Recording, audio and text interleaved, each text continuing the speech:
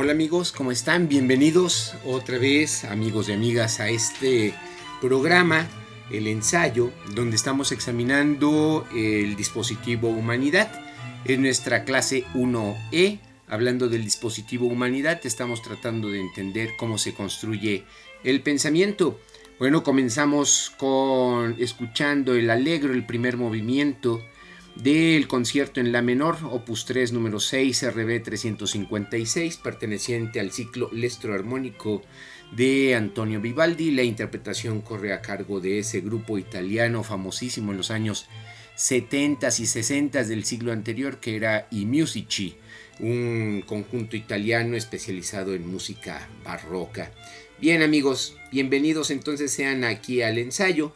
Vamos a platicar un poco acerca de cómo se construye el pensamiento en las sociedades del Paleolítico, un tema que hemos estado tratando, pero ahora nos vamos a introducir a una parte que nos va a ayudar teóricamente a tratar de establecer el entendimiento de estas primeras o primigenias formas de pensar que estudiamos, porque nosotros tenemos dentro de el pensamiento que nuestras formas de pensar, las formas arcaicas en las cuales se hunden nuestras formas de entender la realidad, pues se hunden obviamente desde el propio constructo del pensamiento en el Paleolítico, aunque según la tesis que estamos manejando en la actualidad, perdón, está el pensamiento se configura, se consolida durante la etapa del Neolítico,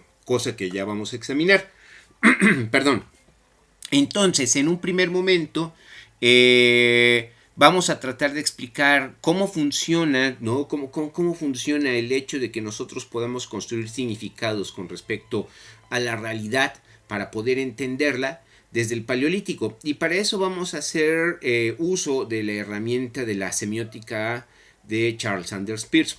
La semiótica de Charles Sanders Peirce es una semiótica muy distinta a la propuesta por Saussure y a la desarrollada por la Escuela de París, ¿no? La semiótica elaborada por un Julian Algirdas Greimas, por ejemplo, o su compinche Joseph Courtés, Martinet, todos ellos, ¿no? Dentro de la gran vía del estructuralismo, surgido a partir del famoso curso de lingüística general publicado de forma póstuma a nombre de Ferdinand de Saussure. La semiótica parisina, la semiótica de Greimas, es una semiótica que se dedica a analizar por sobre todas las cosas el cómo se construyen los entretejidos de la lógica del discurso finalmente, ¿no? Porque la propia lingüística de Saussure estaba dirigida a la comprensión de los productos culturales de la lengua, de la langue, justamente, ¿no? Para tratar de entender la parte dura sobre la cual se construyen precisamente la lengua y sobre la cual descansa la parole, es decir, el habla desde el punto de vista de Saussure. Pero para Charles Sanders Peirce, filósofo norteamericano que vivió prácticamente durante la segunda mitad del siglo XIX y fallece a principios del siglo XX, Charles Sanders Peirce entendía la semiótica desde un punto de vista filosófico y desde un punto de vista de la lógica, no tanto desde el punto de vista del discurso. Entonces, desde el punto de vista de la lógica y de la filosofía, Peirce toma el término semiótica, que es introducido, o bueno, más bien que es manejado por John Locke en su ensayo sobre el entendimiento humano, aquel célebre tratado escrito a finales del siglo XVII por este gran empirista inglés. Peirce toma de Locke el término semiótica para entender precisamente el estudio de los signos. Entonces Peirce toma en cuenta precisamente el hecho de que a partir del funcionamiento del propio pensamiento es como nosotros construimos los signos, más allá de que si estos signos únicamente se representan a través de la lengua, ¿no? Como código, y del habla como la producción de la lengua. No, Peirce entiende que la semiótica se constituye desde el propio proceso del pensar, ¿no? Y entonces por eso tenemos que examinar de una manera más o menos cuidadosa el pensamiento de Charles Sanders Peirce. Charles Sanders Peirce arranca estableciendo que para poder entender el funcionamiento o cómo se construye el pensamiento, pues hay que entender la propia dimensión de la realidad. Y esa propia dimensión de la realidad está conformada por eso que es el exterior hacia nosotros, ¿no? Que nosotros vamos significando, y nosotros como sujetos cognoscentes. Entonces está el mundo, ¿no? Como el gran campo de lo cognoscible, y estamos nosotros como sujetos cognoscentes, sin lugar a dudas, ¿no? Entonces en esa relación de la realidad, en esa relación fenomenológica o faneroscópica, fanerón significa en griego fenómeno, entonces faneroscopía y fenomenología vienen a ser términos equivalentes. La fenomenología de Charles Sanders Peirce descansa entonces en una comprensión holística de la realidad. Y para eso nos vamos a auxiliar precisamente con este esquema triangular. Para Peirce, la realidad está conformada, ¿no? Básicamente por estos tres grandes aspectos que conforman la relación del ser humano con su mundo. La primeridad, ¿no? La primeridad o lo primero, ¿no? Perdón, la primeridad, que es la cualidad, es el ámbito precisamente de todo eso que se nos aparece y que nosotros percibimos a través de nuestros sentidos. Esa es la cualidad. Y además la cualidad se establece desde un punto de vista de la conciencia cognoscente como algo indiferenciado hasta el momento en el que la propia conciencia cognoscente comienza a analizar, es decir, a dividir esa realidad en compartimentos que me permitan entonces explicar esa propia realidad. Pero en términos generales, el ámbito de la cualidad es indiferenciado, ¿no? Es el ámbito, por ejemplo, de los recién nacidos. Los recién nacidos están en contacto con la realidad de una forma bruta, ¿no? Sin que los recién nacidos y los bebés pequeños, muy pequeños, tengan noción realmente de lo que es el mundo, aunque lo perciben, pero no saben que lo están percibiendo ni saben que están percibiendo, ¿no? Sino que únicamente el bebé en su proceso de crecimiento va absorbiendo precisamente todo eso que se le presenta como cualidad, como primeridad. Después está el ámbito de la primera edad, pero está aquí justamente, ¿no? Y en el ámbito de la segundidad es el ámbito de la relación y es el ámbito de la existencia. Es aquí donde nosotros hemos denominado el hecho de que la conciencia cognoscente, es decir, la conciencia como aquel gran ámbito en el cual se van construyendo los conocimientos de la realidad a partir de la percepción que nosotros tenemos a través de nuestros 5 sentidos de eso que es la cualidad del mundo. La segundidad es la relación que se forma entre esa realidad y nuestra conciencia cognoscente, percibiente, que origina en nosotros estadios, ¿no? De ánimo muchísimo más antiguos que el simple pensamiento, como pueden ser las sensaciones, ¿no? Aquí también tenemos que hacer una pequeña distinción, ya que dentro de la fenomenología es obviamente una amplia rama de la filosofía. La más conocida y la más influyente, sobre todo para el pensamiento continental europeo, fue la fenomenología de Edmund Husserl. Pero la fenomenología de Charles Sanders Peirce se acerca mucho a lo que dentro de los Estados Unidos, entre mediados y hacia finales del siglo XX, se desarrolla como la filosofía de la mente. La filosofía de la mente es una suerte de fenomenología que se desarrolla en los Estados Unidos, en la cual vamos a ver representantes como Dennett, como Nagel, como Fodor. Todos ellos tienen un acercamiento hacia la comprensión de lo que es la realidad, pero desde mi punto de vista y a partir de una lectura bien superficial de estos autores, yo creo que todos ellos se complican la existencia, puesto que comienzan a abordar el mundo de las ideas con respecto a lo que se puede emitir como intencionalidad por parte del sujeto cognoscente. Entonces comienzan a decir o comienzan a tratar de relacionar términos con formas subjetivas de entender la realidad. Pero yo creo que no atinan a encontrar una solución, en primer lugar, porque los textos que he revisado pertenecen a los años 60, 70 del siglo XX, no están actualizados, y en ese momento, algo que hemos dicho en otras ocasiones anteriores, la ciencia las ciencias cognitivas, las neurociencias no estaban completamente desarrolladas como lo van a estar en los años 90, y con el desarrollo de la neurología y con el desarrollo del conocimiento del cerebro, ¿no? A partir de la propia estructura neuronal, muchos de los presupuestos de la filosofía de la mente norteamericana como que quedan soterrados. Y además me llama mucho la atención que ninguno de estos filósofos cite, por ejemplo, a Peirce, ¿no? como filósofo norteamericano, puesto que posiblemente ellos no compartan la forma de entender de Peirce de la realidad. Pero nosotros sí la compartimos y es a la que nos sometemos. Entonces esta segundidad es precisamente el ámbito de la conciencia que se va a ir construyendo durante esos oscuros años del Paleolítico, 80,000 años, ¿no?, de existencia de la especie humana, que antes de desarrollar el ámbito de la terceridad, que es el ámbito del pensamiento, se va a desarrollar el ámbito de la segundidad, que es el ámbito de la conciencia. Lo habíamos dicho desde la sesión pasada y lo seguimos recalcando, ¿no?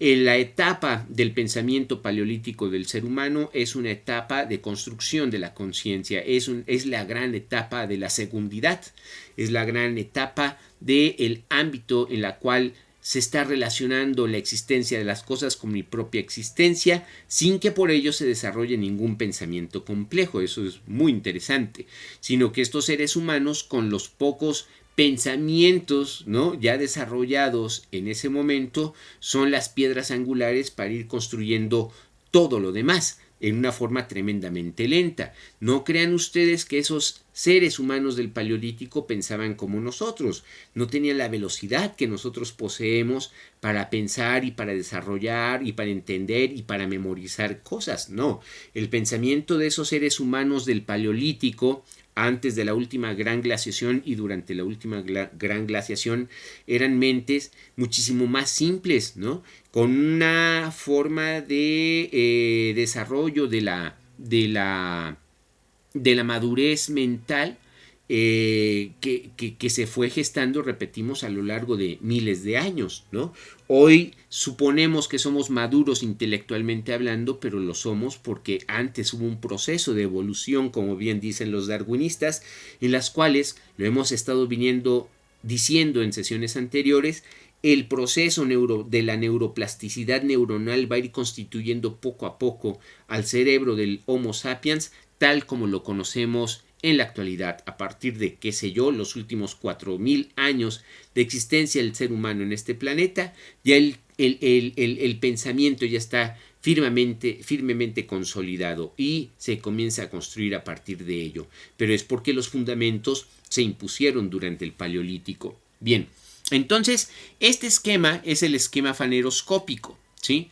La primeridad, la segundidad, la terceridad. La primeridad es el ámbito de la cualidad, la segundidad el ámbito de la existencia, la terceridad el ámbito del pensamiento, ¿sí?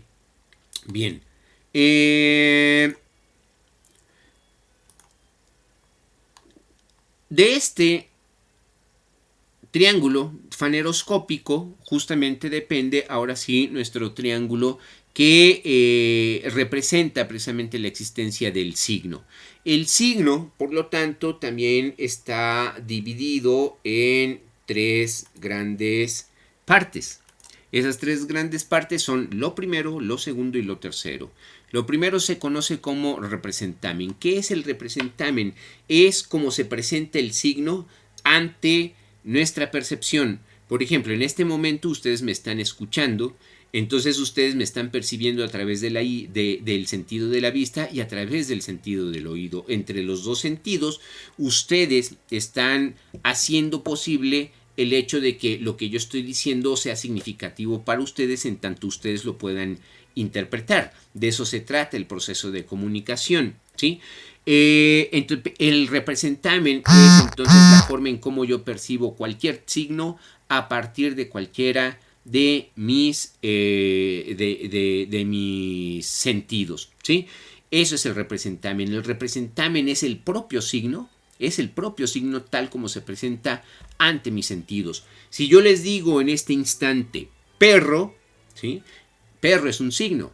Y se los estoy emitiendo a ustedes, sí, efectivamente me están viendo, pero por sobre todas las cosas me están escuchando. Y es a través del sentido del oído como nosotros vamos a terminar de construir precisamente la significación de ese término que yo les dije en un primer momento, que no es sino más que un mero representamen, perro, ¿no?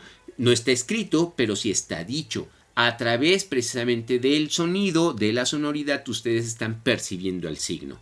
Ese signo está en el lugar de un objeto al cual está representando, ¿sí?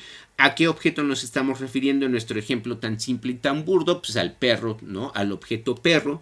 Y cuando nosotros pensamos en un objeto perro, lo hacemos desde un punto de vista abstracto.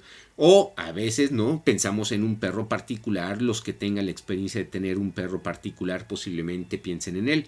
Pero al momento de decir perro, todo el mundo tiene esto que llamaba Saussure la imagen acústica, ¿no? Y que en Peirce viene a ser el principio precisamente de la construcción de un concepto. Pero ese concepto está precisamente descansando en el hecho de que ya existe una relación previa entre un representamen perro y el objeto que está representando perro, lo cual va a generar en mí entonces el interpretante perro. ¿Qué es el interpretante? El interpretante no es la persona que interpreta, ese es el intérprete y todos somos intérpretes. No, el interpretante es el mundo de las ideas, es el concepto que finalmente es el que va a lograr amarrar la relación entre el representamen y el objeto. Hay ocasiones en que nosotros estamos ante representámenes que como no podemos en nosotros entender, no sabemos a qué objeto se está refiriendo y desde luego no sabemos el mundo conceptual al cual se está refiriendo. Y así ocurre con muchas cosas. El proceso de aprendizaje, ¿no? Que tienen todos los seres humanos, que se centra obviamente en los niños y en los jóvenes, pero que debería de ser una constante en todos los seres humanos, hasta en los más viejos, ¿sí? En el proceso de educación es como nosotros vamos construyendo cada vez interpretantes más ricos que me permitan en un momento, entonces, ahora sí, entender la realidad, ¿no? Es decir, mientras yo tenga repertorios, ¿no? Más amplios que estén deconstruyendo mis prejuicios, podré tener entonces un conocimiento cabal de todo lo que se me está representando a través del signo, ¿sí? Entonces, vamos a ver que entre Saussure y Peirce existe una diferencia fundamental, que para Saussure el signo está constituido, ustedes lo saben, por significado y significante, siendo el significante la forma física en cómo se presenta el signo ante nosotros y el significado el contenido, ¿no? De ese significante.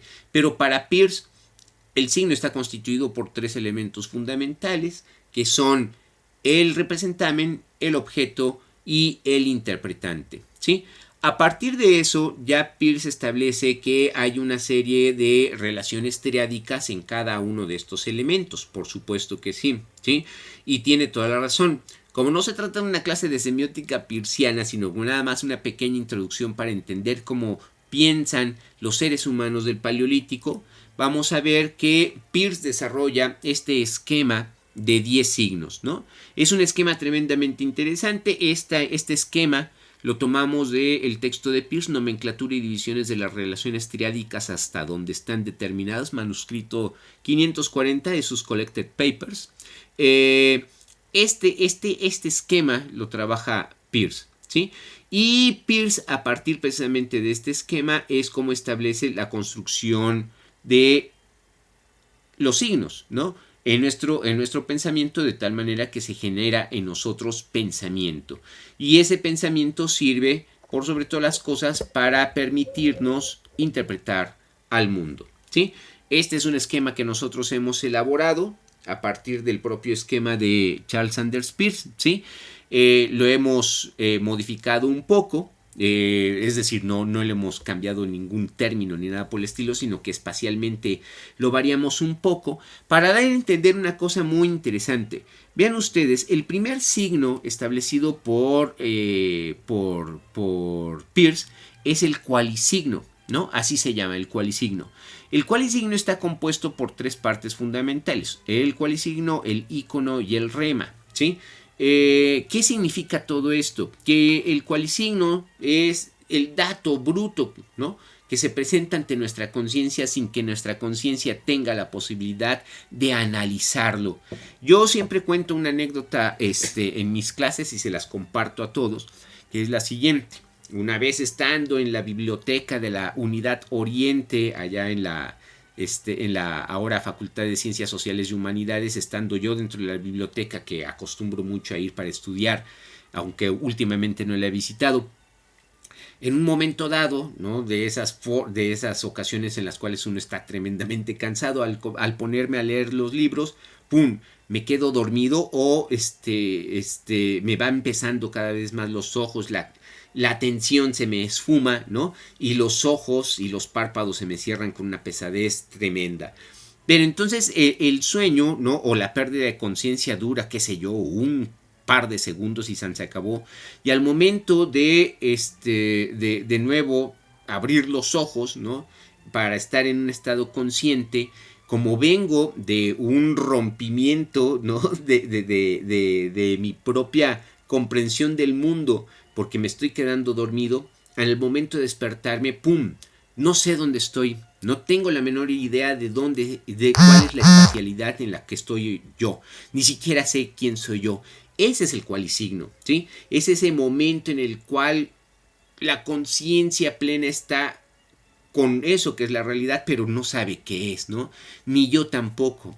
Bueno, ese momento de incertidumbre del cualisigno, ¿no?, de inmediato es acotado por la información que mis sentidos me están proporcionando del entorno, ¿no? Es decir, la segundidad, el ámbito de la relación, que es el ámbito de la conciencia, de inmediato se pone a funcionar, ¿sí? Y al momento mismo en que se pone a funcionar, también la terceridad, es decir, el pensamiento comienza a relacionar. Y entonces veo libros, ¿no? Veo libros. Y está bien interesante esta relación, así como lo dicen los filósofos de la mente norteamericanos, donde el propio concepto de libro, ¿no?, el propio concepto del libro, como ya está metido en mi cabeza, ya puedo relacionar las cosas que estoy viendo con el término, con el concepto con el cual yo puedo relacionar esas cosas, ¿sí? Algunos tomarían este ejemplo como una especie de reiteración de que existen las ideas innatas y todas estas cosas, ¿no?, desde el punto de vista idealista. Nosotros no lo creemos, sino que lo que creemos es de que la conciencia se va construyendo. Y en el momento en el que se va construyendo la conciencia, al momento de construirse la conciencia, es para otorgarle al ser humano cognoscente un determinado tipo de certidumbre con respecto a lo que está percibiendo de eso que se llama realidad. ¿Para qué certidumbre? Certidumbre para poder estar en paz, así de sencillo.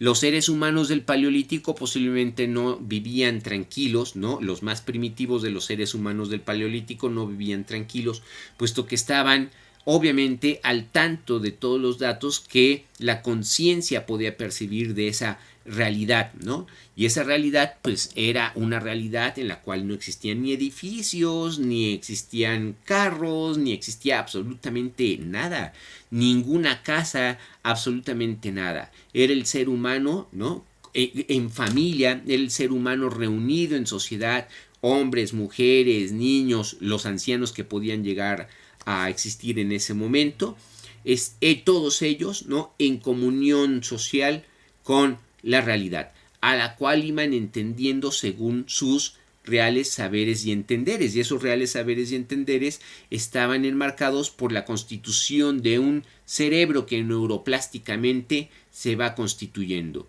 Y entonces los pocos pensamientos que genera ese cerebro que neuroplásticamente se está constituyendo durante el Paleolítico son pocos, ¿no? Son pocos pensamientos, pero son los indispensables para que esa humanidad del Paleolítico pueda sobrevivir a la última glaciación, pueda acabar con los homínidos anteriores y pueda convertirse en el amo del mundo. Bien, ahora, como nosotros estamos examinando el pensamiento del Paleolítico, nosotros sostenemos, ¿no?, que el pensamiento del Paleolítico, desde luego, antes de generar el pensamiento, va a generar, sí, pensamiento, pero desde el punto de vista de la conciencia. En el esquema de Peirce, el primer signo, repito, es el cualisigno, pero en los siguientes tres signos arranca del sin signo.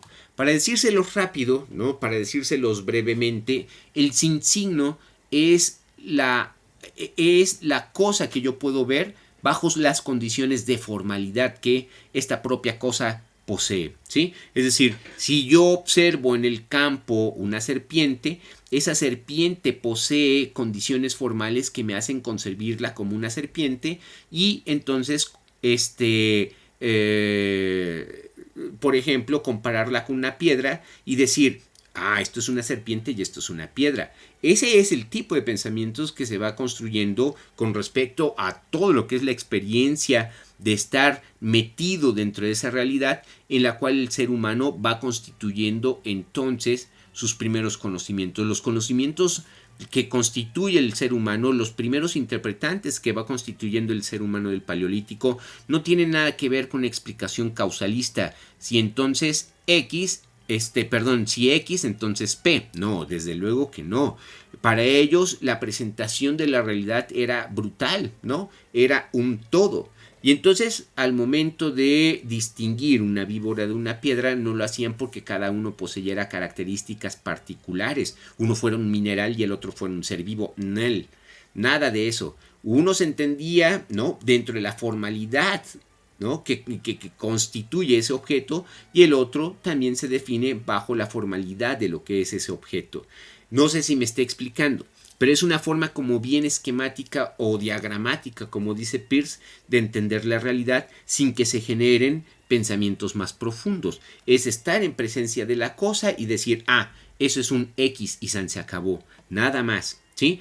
Después, entonces, estos tres tipos de signos, ¿no?, que arrancan con sin signo y sin signo, implican que hay una primera construcción del conocimiento que se basa ¿en qué? Que se basa en la conciencia, ¿no? Y a partir de la conciencia, entonces sí iremos construyendo al pensamiento. Bien, este es otro esquema bastante interesante. Este está propuesto por el Dr. Robert Martí en su texto 10 Classes of Science under the Peirce Text de Lattice. De Lattice es esta red que ustedes están viendo propuesta por Robert Martí, justamente en donde el cualisigno es la base en la cual se construye absolutamente todo conocimiento, pero el cualisigno mismo por sí mismo no es conocimiento, lo cual es bastante interesante. Es lo que me va a permitir entonces el cualisigno construir los signos que arrancan desde la conciencia, que son el sinsigno icónico, el sinsigno indexical remático y el sinsigno indexical dicente. No les voy a complicar las cosas explicando cada una de estas. Para eso tenemos una clase especial, ¿no? Y nos podemos meter horas y horas examinando esta hermosa forma de entender la realidad de los 10 signos, ¿no?, y de la combinación de todos los demás de Peirce. Pero para no complicarnos la cosa, podríamos decir que esta forma de entender la realidad es la forma de entender la realidad de la primera humanidad del Paleolítico y de los niños pequeños, ¿no?, en su etapa de crecimiento, ya cuando el ser humano es un Homo sapiens plenamente establecido, puesto que el pensamiento ya es la actividad primordial de el ser humano, ¿no? Pero el ser humano, cuando está adquiriendo, ¿no?, su existencia, y cuando a partir de su vida va construyendo sus primeros conocimientos, lo hace a partir de la conciencia y siempre lo hace a partir de la formalidad de las cosas que se ven, ¿sí? Por eso es bien interesante que en los procesos educativos la conciencia del niño sea lo que esté más al cuidado al momento de ir construyendo las formas de entender al mundo, simbólicamente hablando. La educación es el hacer que el niño, ¿no?, o la niña, que los niños, las niñas, accedan al mundo simbólico, pero a partir de no saltarnos los procesos de la conciencia, los procesos que se construyen a partir de la percepción sensorial. Porque si nos lanzamos luego hacia el pensamiento, lo que vamos a generar son monstruos, prejuicios, ideas erróneas acerca de cómo nosotros concebimos la realidad. ¿Por qué? Porque nos desviamos directamente hacia las ideas brutas que establecen que bajo estas ideas brutas y totales descansa todo conocimiento de la realidad. Y eso es más que un prejuicio, es un tipo de signo, ¿no?, de los que aquí propone Peirce. Nosotros lo podríamos ubicar entre estos, ya lo explicaremos más de forma más específica, pero todos estos constituyen precisamente, aunque sí, momentos previos para llegar a establecer un interpretante lógico final, ¿no? Para poder llegar a establecer un argumento lógico final es necesario vencer, ¿no?, aquellas partes en las cuales nosotros suponemos que hemos llegado a un conocimiento, cuando en realidad lo único que estamos haciendo es construir un prejuicio. Muchos de los, bueno, todas las comunidades del Paleolítico, ¿no?, y que después se van a ir, se van a transformar a través del Mesolítico hacia las grandes sociedades del Neolítico. Todas esas sociedades construyen sus conocimientos a partir efectivamente de la conciencia, pero la conciencia se convierte en un momento determinado en prejuicio, ¿no? Y el prejuicio impide desarrollar finalmente un argumento lógico final que me permita entender cabalmente lo que es la realidad. Porque yo no estoy dispuesto a cambiar mis prejuicios, ¿no? Porque al momento de cambiar mis prejuicios, lo que estoy haciendo es cambiar las conclusiones de mi pensamiento. Y hay muchas personas que no están dispuestas a hacer ese trabajo, ¿no? Ese trabajo de revisión de mis propias formas de pensar para acceder a la construcción de nuevas ideas claras y distintas, como lo proponía en un momento Descartes, ¿no? Entonces, bien, este esquema peirciano, ¿sí?, que ya explicaremos más concienzudamente, sí tiene que quedar claro en el sentido de que todos los seres humanos tenemos una relación con la realidad, una relación a partir del cualisigno, sea cual sea la condición del ser humano. Este ser humano tiene la capacidad de desarrollar pensamiento porque todos arrancamos desde el propio cualisigno, ¿sí? Sin embargo, hay seres humanos que construyen su pensamiento y ya prácticamente lo dejan en los datos de la conciencia, y hay seres humanos que a partir de la influencia que la propia sociedad genera, los aparatos de educación, etcétera, etcétera, esos seres humanos crean prejuicios que también impiden conocer cabalmente la realidad, ¿sí? En la etapa del Paleolítico y de cara hacia el Mesolítico, el ser humano está en estos niveles del pensamiento, en los niveles del pensamiento de la conciencia. Ya posteriormente vamos a trabajar sobre el hecho de que a partir de esos datos de la conciencia, entonces ya se pueda generar, ahora sí, de una forma normal, la generación de conocimientos. Pero eso ya lo vamos a ver cuando en nuestra próxima clase, también de la propia mano de Peirce, comencemos a entender entonces cómo se construyen los prejuicios y cómo el pensamiento humano, ¿no?, se ha detenido en un punto determinado, de tal manera que ese pensamiento humano de todas las sociedades en términos generales está cooptado, está atrapado por esta gran cúpula que nosotros nos hemos hecho sobre nosotros mismos, ¿no?, sobre este gran domo invisible que nosotros nos hemos elaborado para encerrarnos a nosotros mismos, que es el gran dispositivo humanidad. Y ese dispositivo humanidad, que es el patriarcado, lo que ha hecho es construir a una humanidad desde supuestos ideológicos que nada tienen que ver con la comprensión de lo que es el propio ser humano. Por eso Por eso todo esto que nosotros estamos proponiendo lo hacemos siempre bajo la consigna y el grito de guerra de Sapere Aude, atrévete a pensar. Bueno, ya son 35 minutos, ya fue demasiado, es un tema tremendamente extenso, por lo tanto obviamente lo vamos a seguir estudiando en nuestras próximas sesiones. Les agradezco mucho el favor de su atención, se me cuidan mucho, por favor, quédense en casa los que tengan, los que no tengan la necesidad imperiosa de salir, y los que salgan, pues por favor cuídense mucho, porque la sospecha es alta. ¿Sí? Bien, les agradezco de nuevo el favor de su atención. Póngale like si les gustó la explicación. Vamos a continuar con Peirce. Esto es el principio. Y nos vamos a ver en nuestra próxima sesión. Muchísimas gracias. Que tengan muy bonito día.